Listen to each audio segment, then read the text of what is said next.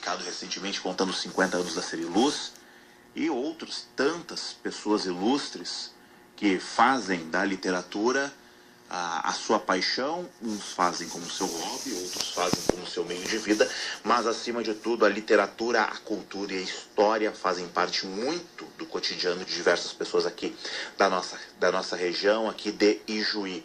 Na última semana, estava trabalhando na redação da Rádio Progresso quando recebo uma mensagem em uma rede social dizendo o seguinte: você sabia que a gente tem uma escritora aqui de Ijuí que vai autografar na Bienal do Livro em São Paulo? Eu respondi: não, eu não sabia. E aí a pessoa me mandou o link do Facebook, e aí a autora, a escritora, está sentada ao meu lado aqui no estúdio da Rádio Progresso, Josiane Veiga. Já tem aí alguns anos de carreira, uma série de livros publicados, uma série de livros, um bom volume de livros vendidos que te habilitam a cada dia mais a buscar novos leitores, a conquistar novos leitores, a movimentar a literatura, a fazer com que as pessoas gostem de ler com textos bons, com textos bacanas, e ao mesmo tempo representando o município no maior evento literário do Brasil, que é a 24ª Bienal Internacional do Livro de São Paulo. Josiane Veiga, prazer te receber aqui na Rádio Progresso. Prazer é meu. Como é que é essa história? Literatura não é simplesmente uma profissão. Literatura é uma vocação, literatura é um estado de espírito, ainda mais escrevendo fatos, trabalhando com a ficção. É diferente escrever ficção do que a vida real, né? Com certeza, é bem diferente. Literatura não é nem profissão. No Brasil não é regulamentado, né? A gente não pode chegar no INSS e dizer eu quero ser escritor ou alguma coisa do tipo, não tem sindicato, mas é um dom. E é um dom incontrolável. Você não controla a literatura. Se você não escreve, você fica doente. Você precisa escrever, você precisa tirar aquilo de dentro de você e passar para as palavras. Então, realmente, eu acho que é uma das vocações mais fortes e mais intensas que alguém pode ter. Eu tenho muito orgulho de ser escritora, eu tenho muito orgulho de estar indo agora para a Bienal. Foi um trabalho de 2 anos para mim poder ir lá. E agradecer também aos meus leitores, né? Porque se não fossem por eles, eu não iria conseguir esse caminho, conseguir chegar à Bienal do Livro. Você me falou que são 20 anos de carreira, 20 anos na lida, na redação, na escrita. Quer dizer, você começou a escrever criança. Criança. Quando eu tinha 12 anos, saiu um concurso na escola Luiz Faliato, há muito tempo atrás. E 12 anos, já faz 20 anos hoje. Esse ano completa 20 anos. E eu ganhei. E daí foi criado o primeiro livro, que chamava Casa Mal Assombrada. De lá pra cá eu nunca mais parei. Só que eu não escrevia livros. Depois desse livro eu passei a escrever contos na internet e eu fazia muito sucesso. Até que eu resolvi fazer esses contos se transformarem em obras, né? E colocar à venda, porque é uma profissão digna como qualquer outra. Muito, diga-se de passagem, porque você consegue movimentar com a imaginação das pessoas. Primeira obra, quando você viu o primeiro filho pronto, de fato, o livro, não os contos, talvez até uma coletânea, mas não os contos. Primeiro filho na mão, segurando ali o primeiro livro. Rendição, comicamente é um livro que fala sobre o público gay. Conta a história de uma banda de rapazes que 2 colegas deles se apaixonam. É um livro muito polêmico, foi indicado na Agência Nacional da AIDS pelo governo, né? E eu realmente fiquei muito emocionada quando eu vi ele pela primeira vez. Mas eu acho que mais emoção de tu pegar o livro físico é tu receber mensagens. Esse livro, Rendição, por exemplo, tem a história de uma prostituta que consegue sair da vida e consegue se transformar numa pessoa melhor. E eu recebi mensagens de pessoas do norte do país dizendo: olha, teu livro me ajudou a ver que eu não sou suja, que eu não sou errada, que eu posso superar os meus problemas.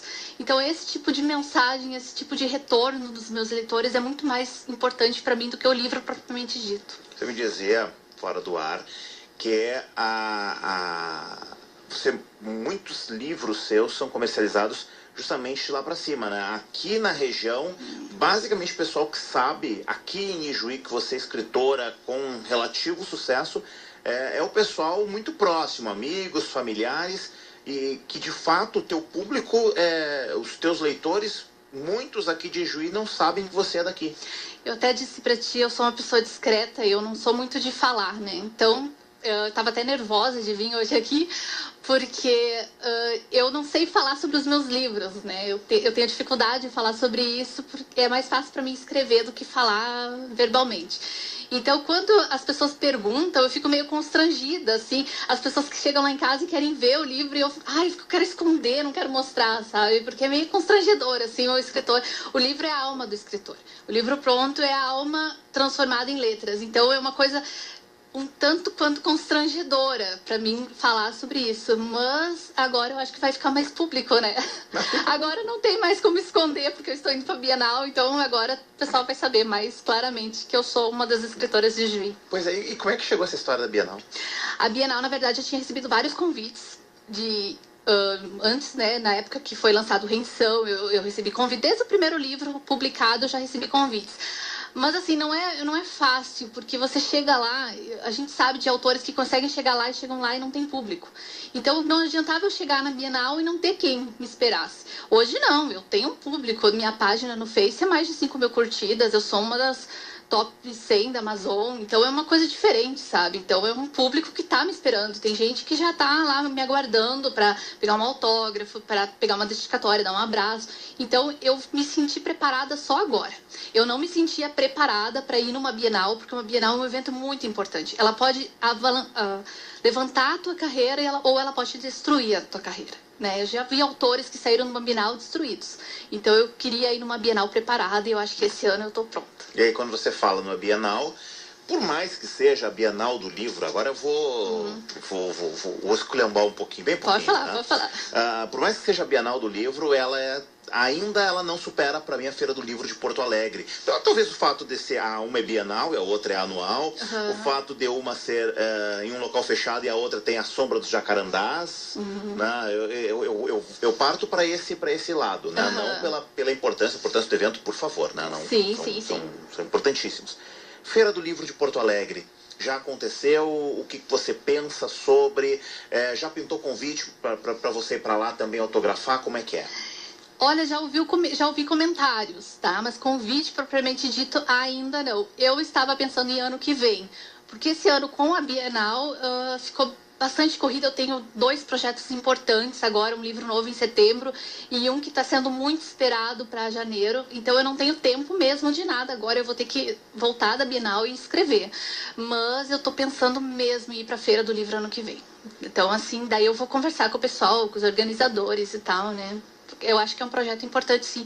Concordo contigo, eu acho que a Bienal, a Feira do Livro é muito importante, tanto quanto a Bienal. Assim, no sentido, claro, que a Bienal tem todo um aparato nacional, internacional, vai vir autores do mundo todo, claro, né? Então, a gente sabe que a Bienal é um evento que não há o que falar. Mas a Feira do Livro, por autores, por ser gaúcha, eu acho que teria um peso muito importante para mim. Então, eu gostaria muito de ir, talvez, ano que vem. Que eu penso ainda na Feira do Livro de Porto Alegre, que ela tem um charme, ela tem uma coisa mais romântica, talvez até pelo fato da praça, buscando os fatos históricos que ali envolvem. Eu parto desse princípio. Agora, a Bienal, por favor, né? É algo espetacular. Josiane, como é que você monta, como é que surge a inspiração para cada tema? Você me dizia que teve um dos livros que você montou, que você criou, que você elaborou ele, falando sobre o ponto de vista da Segunda Guerra no Japão, e isso demandou uma pesquisa gigantesca. Quer dizer, não é sentar lá e escrever. Você tem que ler muito, você tem que estudar muito sobre o tema para poder colocar o teu ponto de vista e criar a tua história e os teus personagens. Kenshi Nakarada, que é o meu livro que fala sobre a Segunda Guerra Mundial, é o meu xodó.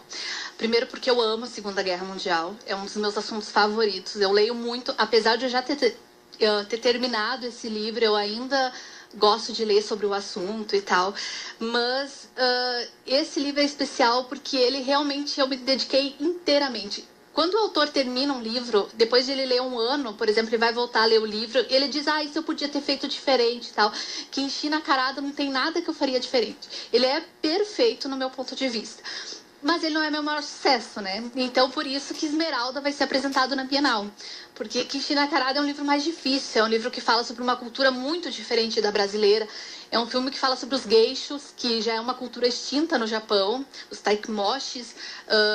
A gente fala também nesse livro Kishi Nakarada sobre a guerra propriamente dita em Tóquio, que não é quase citado em livro nenhum. E foi muito pior que em Hiroshima, foi em Tóquio. Houve só numa noite 100 mil mortes, né? Então, assim, é um livro que eu me dediquei muito, que eu me afundei muito nele para poder criar esse livro.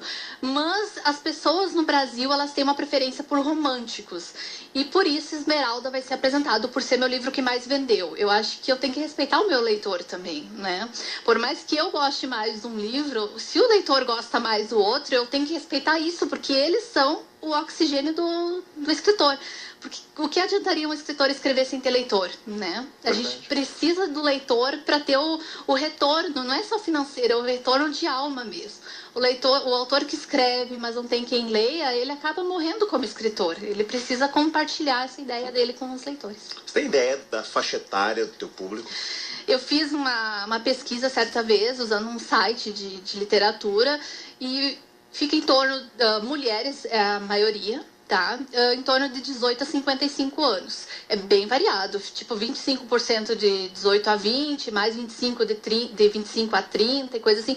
É nessa faixa etária, de 18 a 25 anos, e mulheres. Mulheres são a maioria do meu público. Como é que é a busca lá no Amazon? Eu te confesso que eu já olhei algumas vezes o Amazon em busca de material, mas eu nunca tive muita paciência para mexer nele, para compreender a busca, a compra. Eu acabei nunca efetuando compra por ele. Busco em outras livrarias, até mesmo o livro, quando eu quero comprar pela internet. Como é que funciona lá no Amazon? A venda, a pessoa vai fazer um cadastro, ela vai colocar o nome do autor na busca, ela vai buscar o nome da obra. Como é que é feita essa venda lá? É basicamente como em qualquer livraria também. Você coloca o nome do autor, ou você coloca a obra, ou mais fácil ainda, você vai no gênero que você quer ler. Por exemplo, você gosta de ler terror, aí você olha lá os mais vendidos. Normalmente Stephen King e tal. Daí você pode comprar o livro dele lá, e-book, né? Hoje em dia o e-book dominou o mercado, né? Muito mais fácil vender e-book, até porque o preço é bem mais barato, né? Então, e-book, para quem não conhece, é aquele livro que você lê no tablet, sim, ou no Kindle, que é no computador. No computador. O Kindle é como se fosse um tablet, mas é preparado especificamente para leitura, para livro. Você faz de conta, inclusive, que está folheando o livro no próprio aparelho.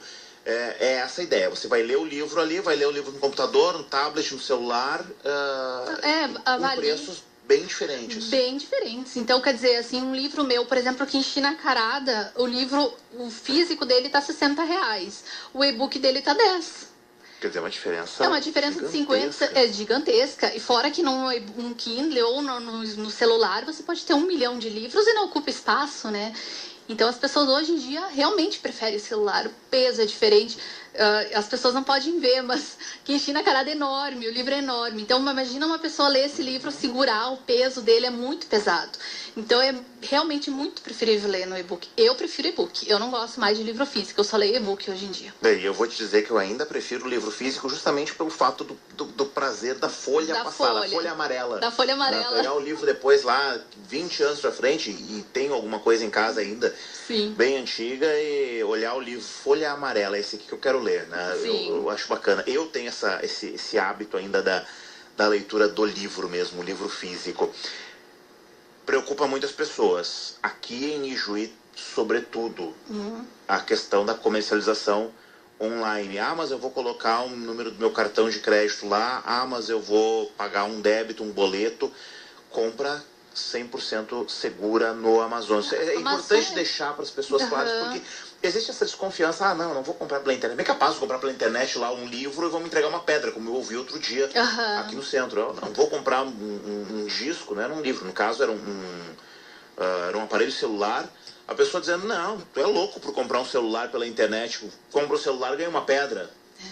Sabe? A Amazon, é importante frisar, é a maior empresa do mundo de literatura, de livros, né? Eles vendem, em outros países eles vendem outras coisas também, mas no Brasil é literatura. E eles são perfeitos. Até quem fala com nós, autores, é um representante de Portugal. É muito cômico. Quando surge algum problema, eles falam conosco com aquele sotaque carregado, a gente quase não entende nada que eles estão falando. Mas é perfeito o atendimento deles. É muito bom. É uma empresa séria, fantástica. Não há o que falar. Eu nunca ouvi alguém falar mal da Amazon, porque realmente, se der qualquer problema, eles vão dar um jeito de resolver. E a Amazon, inclusive, tem um sistema lá que você coloca o telefone e em 1 minuto eles ligam para você. Qualquer horário, é 24 horas por dia. Então, deu um problema lá no meu livro, um problema no meu aplicativo, qualquer coisa que eu comprei lá com eles, coloquei meu telefone lá, ligue para mim, e eles estão ligando para ti para resolver o problema. Então, realmente é bem confiável. Isso é muito bom, isso é muito importante a gente poder buscar. Vontade de escrever. Muitas pessoas têm. É um dom. É um dom. Muita gente quer escrever, mas não consegue. Assim, não adianta você escrever e você não tocar a outra alma, né? Então, eu vejo muita gente escrevendo livros e você vai ler, o livro é ruim, é chato, é enfadonho, às vezes é um manual. Eu vejo muita gente que faz faculdade de letras para aprender, faz cursos, como ser um escritor, tudo é besteira. Você nasce com isso. Eu comecei com 12 anos. Com 12 anos eu não teria nem capacidade teórica, né, para fazer. Hermann Hesse, que é um Nobel de literatura, ele era operário. Então, assim, Moacir Scliar, que para mim é o maior gênio da literatura nacional, era médico. Então, assim, não há um curso que te capacite. Ou você nasce com o dom, ou você não nasce com o dom. O que você pode fazer é praticar e aperfeiçoar o que você já tem.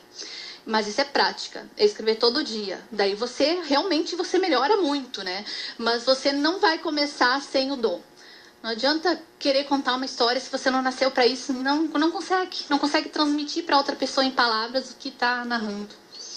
Ser escritor, hoje no Brasil, ainda é utopia? Não. Era até 5 anos atrás. Com a entrada na Amazon, hoje eu estou vendo muitas colegas de trabalho largando emprego para ser escritor. Então, eu acho que hoje no Brasil, com o avanço da internet, com a entrada da Amazon, a Amazon hoje revolucionou o mercado nacional. Então, hoje eu acho que se você tiver dom, se você tiver garra e força de vontade, você consegue ser escritor no Brasil. Só não espere muito e também não faça loucuras, né? Porque eu vejo muita gente também... Eu nunca esqueço, quando eu estava começando, assim, há muito tempo atrás, eu vi uma matéria de uma escritora que era moradora de rua. Ela largou tudo para ser escritora e deu tudo errado. Então, assim, a gente não faz loucura na vida. A gente tem que ir dando os passos, né? Eu pretendo ser escritora pro resto da vida. Então, eu quero ser, mas com a cabeça no lugar, com os pés bem firmes no chão, não fazer besteira. Você me dizia que trabalha numa empresa, uma corretora aqui. Isso, eu trabalho numa corretora, na JE, e eu gosto muito de lá. Eu acho que eu tô num lugar certo para mim, eu me sinto bem lá, eu me dou bem com meus colegas, com o meu chefe, é uma pessoa maravilhosa. E eu gosto de trabalhar no que eu faço, né? Eu gosto de trabalhar com seguros, mas também gosto de ser escritora. Mas tá dando pra gerenciar as duas carreiras. Pois é, mas é justamente aí que eu queria chegar. Quando você está trabalhando com seguro, você está indo pro lado matemático da coisa. Uhum. E você trabalha com a literatura, quer dizer, são lados que aparentemente são muito opostos. São opostos. No final da história, não, porque tu vai fechar só no raciocínio lógico lá no final. A escrita, ela é assim. Não, você vai trabalhar com raciocínio, você vai ter que pensar, elaborar, montar para botar no papel. Mas, inicialmente, vou para a direita e você vai para a esquerda. É bem diferente. Mas tem outros autores aí. Eu citei, por exemplo, o Moacir Scliar. Ele era médico, não tem nada a ver com literatura. E ele tinha um texto, para mim, impecável. Tem outros exemplos. Tem uma autora agora, eu não lembro o nome, acho que é Marion Zimmer, uma coisa assim. Ela era doméstica, trabalhava no almoxarifado. E ela... Nossa, pra mim ela é genial. Ela foi uma das maiores autoras, já é falecida, uma das maiores autoras. Então, assim, há um pensamento de que o escritor sempre vai ser um professor ou vai ser alguém ali em letras, alguma coisa assim. Na verdade, não. A gente tem vários autores que trabalham, que são veterinários. Tem um amigo escritor que, inclusive, ele é o meu capista. Ele fez a capa de Esmeralda, que é linda, né? Lindíssima, o Ícaro Trindade. Mandar beijo pra ele, que ele vai me ouvir. O Ícaro, ele tá fazendo faculdade de designer. Quer dizer, não tem nada a ver com... E ele é um grande escritor, ele é muito bom escritor. Eu tenho outros amigos também, o Tom Adams e tal, que não trabalham com coisas relacionadas à literatura, mas são escritores. Porque escrever é um dom. Ele não é necessário que você siga uma carreira voltada à literatura, né? Você tem que só nascer com isso. Se você nasceu com isso, você pode fazer o que quiser da vida, contanto que você escreva. E seja feliz. E ser feliz. Tá certo. As crianças, como é que você vê o público infantil em termos na tua profissão como escritora, o público infantil? Eu sei que você não escreve voltado do teu público, não é esse, meu não é público ele. adulto. Mas o público infantil, as crianças, os autores que escrevem para as crianças que você conhece, o que eles falam desse público? É verdade aquela história de que a criança é o pior dos críticos e ao mesmo tempo é o melhor dos críticos, porque eles não mentem?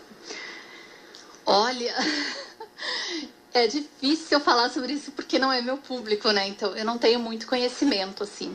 Mas existem muitas lendas em volta das crianças. Se você não der livro para criança desde pequena, ela não vai gostar de literatura. O primeiro livro que eu li com 10 anos. Antes eu não lia nada. A minha professora Maísa lá do Luiz Folhato, era um inferno para ela, porque eu não lia. Aí eu li Sozinha no Mundo do Marcos Rey, da série Vagalume, e me apaixonei. E de lá pra cá eu nunca parei de ler, eu sempre leio. Então, assim, eu acho que realmente é um público difícil, porque despertar a vontade da criança a ler é uma coisa que não é fácil, né? Criança é agitada por natureza, quer brincar, quer isso, quer aquilo. Então, assim, eu acho difícil. Eu acho que eu não teria capacidade de despertar a emoção nas crianças. Eu consigo fazer isso até tranquilamente com adultos, mas nas crianças eu acho que tem que ser um dom ainda maior. Eu acho que é um público bem mais complicado. Já que a gente entrou nessa seara, faltam mais coleções tipo Vagalume para as crianças? Nossa, falta. Isso é óbvio. Depois da Vagalume, qual outra que surgiu? Para gostar de ler, não teve mais? Não. E aí não chegou ao tornozelo da produção Vagalume? A Vagalume foi a maior de todas. Sim. Foi fantástica. Bom, você pode perguntar para qualquer adulto que leu. Você leu Vagalume? Sim. Qual livro que você mais gostou? O cara vai saber te responder. E vai te contar a história. Do livro e vai te contar a história. Eu te falei agora, eu li com 10 anos, eu tenho 32, eu li com 10 anos Sozinha no Mundo do Marcos Rey. E eu lembro dos detalhes das cenas, eu lembro. Dela no ônibus, coisa assim, como se eu estivesse lendo nesse momento. Então, Vagalume, pra mim, nunca mais vai existir uma série que nem essa. Eu acho que ela tem que ser imortalizada, ela é fantástica. É certo, perfeito. Dias 2 e 3 de setembro, na Bienal Josiane Veiga, de Juí para o Mundo, há 20 anos, colocando a sua marca, a sua assinatura em obras da literatura nacional, sendo, inclusive, fazendo parte das mais lidas da revista Veja durante várias oportunidades, Quero te agradecer.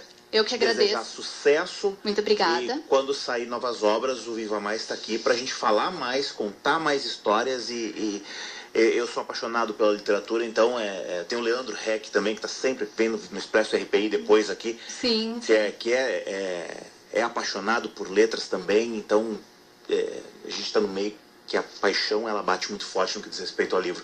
Muito legal, e o microfone está sempre aberto para o teu material, sempre. Eu agradeço muito a oportunidade de apresentar a minha obra aos teus ouvintes e quero mandar um beijo para minha mãe Helena e para o meu padrasto Cláudio, que são as duas pessoas que mais me apoiam na vida. Então, um beijão para eles, que eles devem estar me ouvindo agora. Com certeza estão, porque eu vi que você colocou uma foto na tua página no Facebook, você não estava vindo para a rádio. Isso, eu falei. Um beijo para os meus leitores. Tá certo. Valeu, Josiane Veiga, aqui no Viva Mais RPI, batendo um papo conosco nesta tarde de... parece aliviou um pouco a chuva, mas o tempo tá fechado, tá tudo molhado lá fora, você tá de carro, então se cuida cada vez mais aí na estrada, meu amigo.